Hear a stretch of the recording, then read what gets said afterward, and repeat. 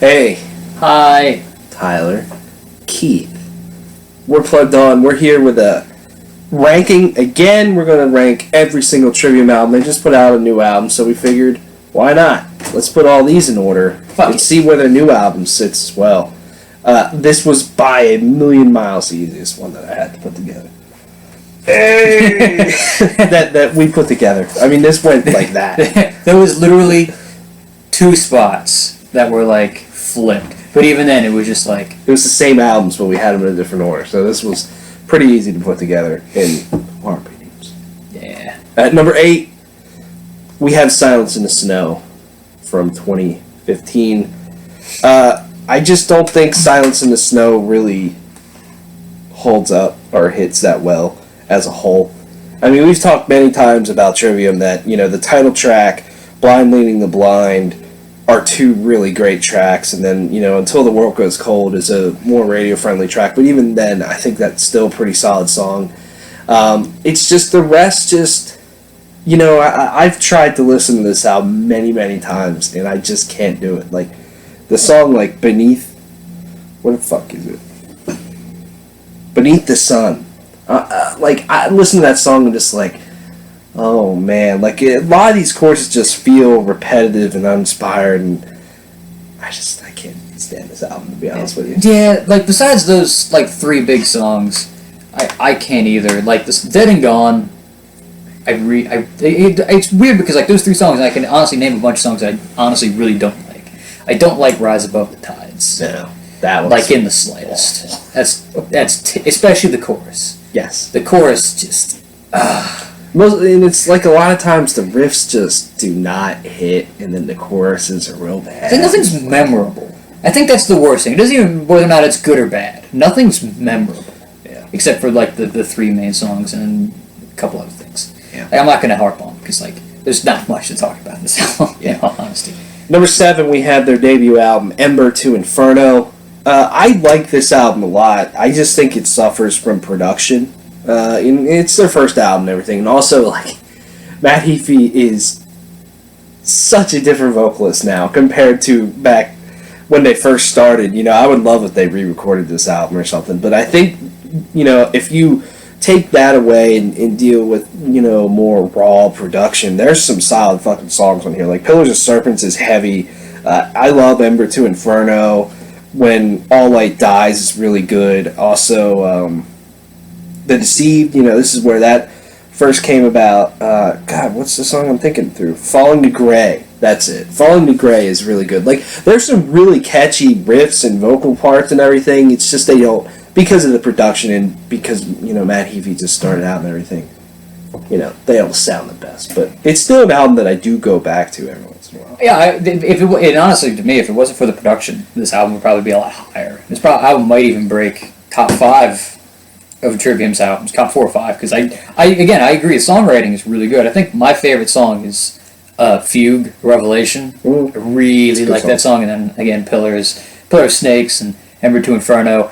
It's also, this album's like, as is the case with like every Trivium album, it's really different from like a lot of stuff. It's more like metal instead of like metalcore. That kind of makes sense in a lot of ways. I feel like there's a little bit more of a, it's like a death metal influence with some of the riffage, which there's not as many other things. But yeah, vocal and production, because some of the riffs get lost with the kind of muddiness of the production. But yeah, fine album.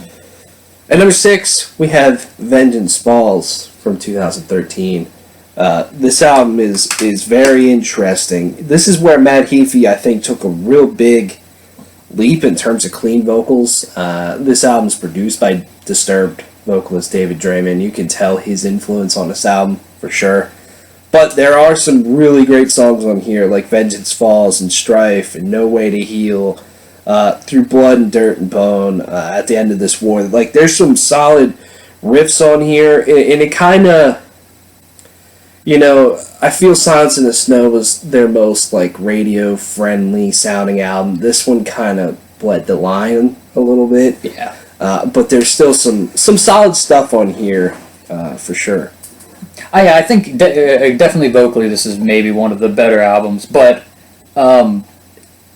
sometimes how once you notice it, how very much You can see the David Draymond influence in the vocals. It kind of takes you out of it. But yeah, like this actually is like some of my more like favorite Trivium songs. I forgot how good. I believe it's To Believe. To Believe is good. I believe the main riff is just like a chuggy. I'm like, yeah, that's really cool. And then, like you said, Through Blood and Dirt and Bones and Gray. That's maybe one of my favorite choruses from the album. No Way to Heal is, again, another great. There's just a lot of great choruses on this album, which kind of lends to the whole radio friendly thing. But yeah, this album's it's pretty good. It loses. The only thing is that it loses a little bit of the heaviness from like previously. So, I feel like a little bit. Yeah.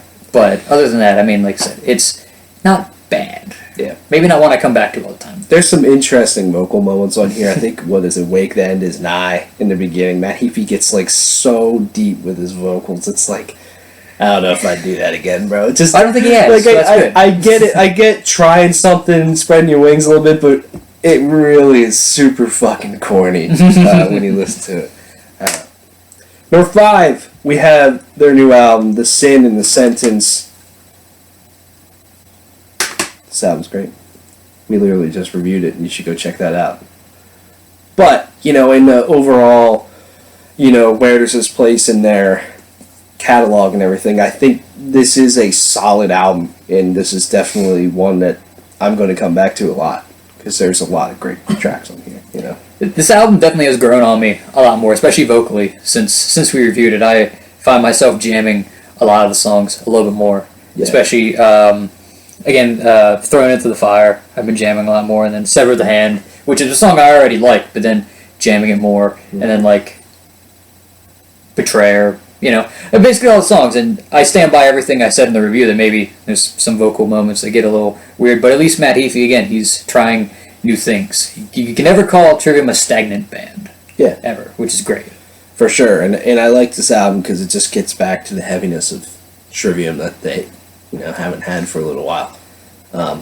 Just way more in your face. Like, I take Beyond Oblivion as the track to me. Like, right after that first chorus, and Matt Heafy screaming Beyond Oblivion, and the drums are fucking going a million miles an hour, and that riff is just super fast, and I'm like, yeah, this hasn't, that aggression just hasn't been here for Trivium in a long time, something like that. I'm like, awesome. Number 4, we had In Waves. This is one of our ties, so honestly, I don't really give a shit where either of these go. They could go 4 or 5. In Waves is good. The problem with In Waves is that it followed Shogun. Yeah. I used to have not the best opinion of this album because I looked at it like that, but then listening to this album by itself, I mean, there's a lot of fun stuff. Mm-hmm. The Caustic or The Ties That Bind is awesome. Sounds great. And then I really like Black. Mm-hmm. Black's another great one. And then In Waves, Inception of the End is another fun song that I enjoyed leaving. Once I gave this album a lot more of a chance, it was a lot more fun, and even like the bonus tracks, because Shattering the Skies Above, which is from which is from God of War 3, is awesome. And then they have a cover of Slave New World by Sepultura, which is a pretty good cover. So it's like, yeah, this album's just a lot of fun. It's less technical, but very much I feel like the grooves are maybe a lot more there than in Shogun. Whether that's a good thing or a bad thing. But yeah, I mean, there's some pretty heavy stuff on here for Trivium, like Inception of the End. Dust Dismantled is a song that I think is just super heavy, but this album almost kind of didn't know what it wanted to be, because you have songs that are pretty heavy like that, but then you have more, mainstream, catchier songs like Watch the World Burn or Built to Fall or of All These Yesterdays. And I'm not saying those are bad songs. I enjoy those songs, but it's kind of like, it's kind of a hodgepodge of a bunch of stuff, but I think most of it ends up, really working out. The 2 tracks on here that I love the most are Caustic or The Ties That Bind, just because the guitar work in that song is just phenomenal. But I love Forsake Not to Dream. I think that's a highly underrated Trivium song. It's very good. I love the verses during that song. But it's good. Very good. Number 3, we have probably the most different Trivium album, for sure. Yeah. One could argue, and that's The Crusade. Now, The Crusade gets a lot of shit because it's just a straight-up thrash metal album. Yeah. And, You know, a lot of people say, like, Matt Heafy's just trying to sound like James Hetfield, blah, blah, blah. But, man, you step back and you just listen to this album on its own, and there is some tight fucking shit on here. There are some incredible thrash moments of, you know, heaviness and speed. But then, you know, there's some amazing vocal work on here from Matt Heafy, too. Like Detonation, Anthem We On a Fire, I think, is one of the most fun Trivium songs. I love Unrepentant vocally from Matt Heafy. That chorus is just so incredible. Then you have just stuff that just shreds, like To the Rats, Tread the Floods, and then the title track, which is just an instrumental, is fucking incredible. But then, you know, there's also some you know, easier to get into songs that feel a little bit more rock-like, with In Sadness We'll See Her, The World Can't Tear Us Apart, which I still think those are still great songs. There's a lot of really great stuff on here.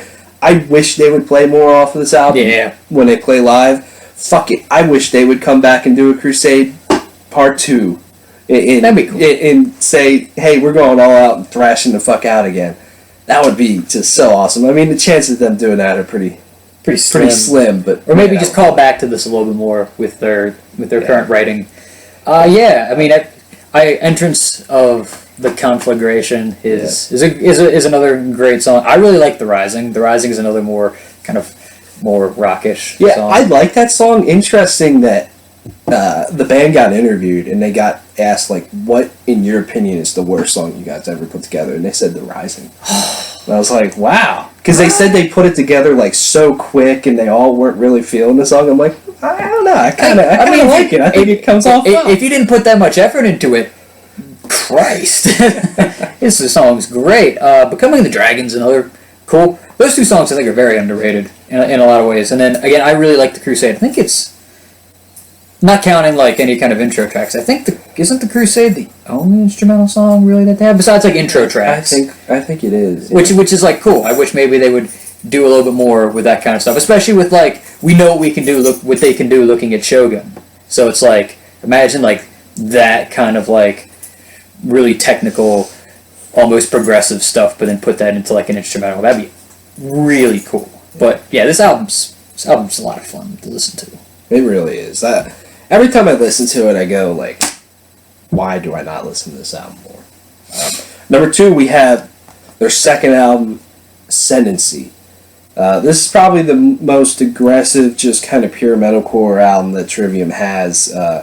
And I think this album is just pretty much perfection from start to finish, in my opinion. Tracks, and it's just, every track just hits. You start off with Rain, then you go to Pull Harder on the Strings of Your Martyr, and like both of those songs back to back just fucking destroy in terms of riffs and aggression. Ascendancy is a really underrated song. A Gunshot to the Head of Trepidation is really fucking heavy, but then gets very epic with the guitar solos later on and everything. Like Light to the Flies is one of the best songs they've ever written. Dying in Your Arms is a more, mainstream friendly song, but I love that song. I could go on, and then you have like Suffocating Sight. That song just completely rips. That main riff is just unbelievably tight, and that is one of the most in-your-face Trivium songs they've ever written. And then even the bonus tracks are good. Washing Away Me and the Tides is great.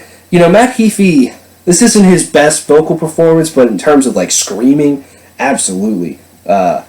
He sounds phenomenal on here, and his cleans sound way better than Ember to Inferno. So it's great. I love this album. Yeah, I like his clean vocals too, almost as much as I do like some of the more where he's a lot better of a singer now, because there's almost like just a uniqueness and like a style to it in this, and it just sounds right, especially on this album. I agree. Like Light the Flies is my favorite Trivium song ever. We did our top 10 Trivium songs, which you should check out. Which and I put that at number 1. And like, there's just like Tyler said, there's just a lot of great stuff. I'm not sure there's a better metalcore album. If somebody ever came up to me and asked, was like, if you were to say, give me a good metalcore album to listen to get into, I'll probably give you one of two albums. I'll probably either give you Scream Aim Fire by Bullet for My Valentine, or I would give you this. And that's just kind of like the two that I would probably think of, at least personally, my two favorite like metalcore albums out there. Yeah. So the two that come to mind to me is this and Lavender's Breathing by Killswitch and King. Yeah, that's another really good one. Like An Ocean Between Us is also really good, but that's not the list we're talking about. That's a list for another day. That's a different list. Yeah. Ascendancy's great. Jam the shit out of it. It's the first Trivium album that I got into, and I was like, wow, this is great. And then, not long after that, they put out this album, which is our number one album, Shogun. Shogun, to me, has everything that is great about Trivium. It has... I think he is a great vocalist now. He's a better vocalist now, but this is my favorite vocal performance from Matt Heafy in terms of, they have such an incredible balance between his screams, which sound great, and his cleans, which sound, have a nice roughness to them, but then are way better than anything they've done before. It has thrashy moments, it has heavy moments, it has metalcore moments, there's shreddy guitar solos, and it has absolutely the most ambitious writing that this band has ever done. And I'm not just talking about Shogun. I mean, you look at any of the other songs, I mean, they're phenomenal, but then, there's just so many great moments of heaviness on here that just come off way better than any other time, in my opinion, that Trivium has been heavy with, like, Hirasu Gomen, Down From the Sky. Like, the middle section of Down From the Sky is like, yes. Insurrection is one of the thrashiest songs they have, and it's like, it just has everything, and it's the most ambitious they've done. It's the best production. It's just the best performance I feel they've ever done. I love it. I mean, this is probably has a lot of my favorite riffs. Like, just the verse riff from Crusade Gomen is awesome. Yeah. And, like, just how also, like the weird time signatures they use in a lot of the riffs. The pre-chorus to Down in the Sky is kind of, like, one that I think of where it's just, like, and stuff like that. But then, like Tyler said, there's, like, a lot of great songs. I mean, Shogun's probably one of the best things that they've ever written in terms of a song. But then you also have, like, the later part of the album. Like, I think, like, all four of, like, the bottom four songs are some of... If you were to, like, argue that some of these they're some of their best songs ever written, I would not disagree. I mean, I especially like, of Prometheus and the Crucifix and things like that. I just think there's just an it factor that this album has that, again, probably comes from the songwriting. It seems like the time and the commitment they put to crafting every song and making every song the best thing it could be, I think, is what really makes this album special. Yeah.